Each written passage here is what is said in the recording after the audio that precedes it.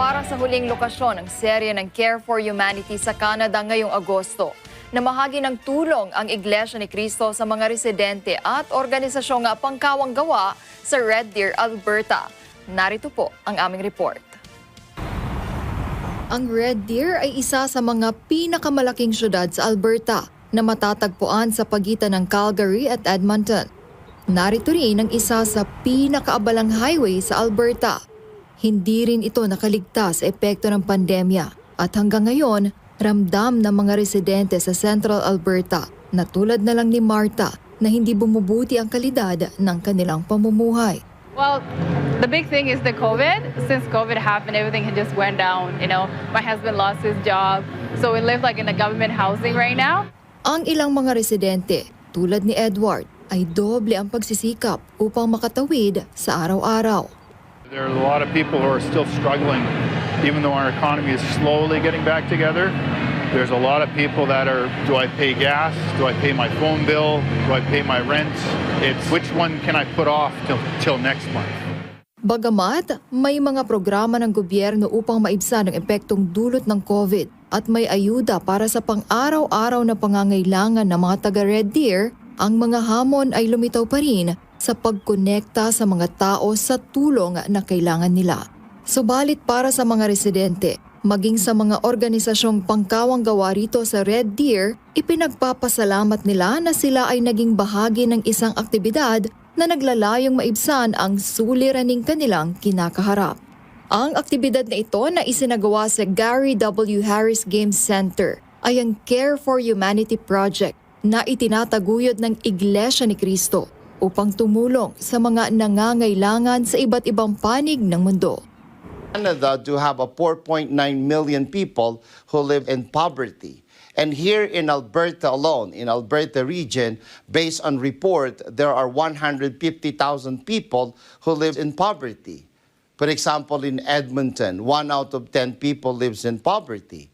And when we speak of Calgarian people, there are 77,000 people who also live in poverty. Given those numbers, we can see that the executive minister of the church is right in conducting this Care for Humanity.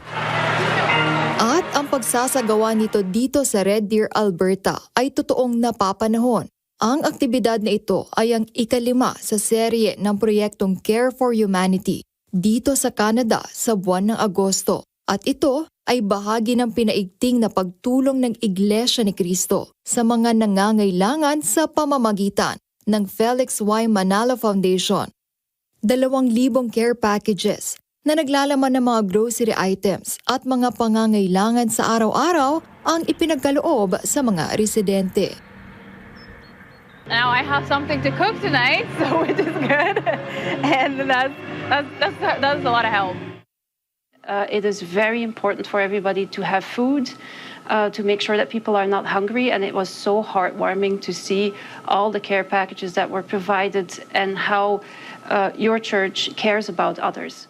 Para sa mga residente ng Red Deer, ito'y isang napapanahong tulong, samantalang sa mga kaanib sa Iglesia ni Cristo. Ito ay pagtupad sa utos ng Diyos na ibigin ang ating kapwa. This is in obedience to the teachings and will of the Almighty God.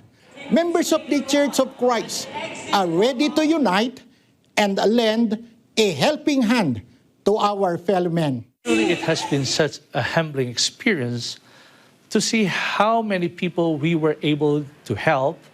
Our executive minister, Brother Eduardo V. Manalo, is striving to do all he can to make sure that those in need experience the love and care of God through the Church of Christ.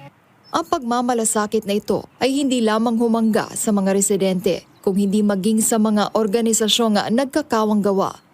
Tumanggap din sila ng tulong pinansyal tulad ng Care for Newcomers, Catholic Social Services, John Howard Society of Red Deer at ang The Mustard Seed. And we want to thank the Church Executive Minister, Brother Eduardo Manalo, and also the President of the Felix Y. Manalo Foundation, Brother Rosario Santos, for approving this activity. I didn't know what to expect when I got here. And I was just amazed by what Care for Humanity was for our community.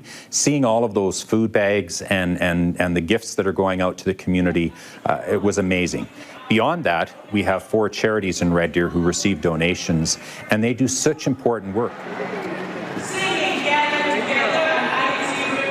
There's always that spirit of generosity. So it just really intensifies that the Church of Christ, Iglesia ni Cristo, does not just feed the soul through spiritual and through the evangelism, but also feeds not only the community, but also tries to make sure that poverty is out of the question. So there's always that generous help from the church. And so I saw that in this event.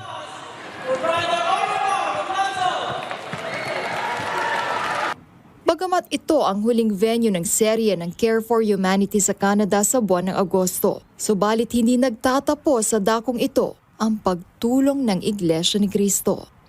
Emma Tiglaw, para sa Mata na Agila, matatag, matapang, matapat.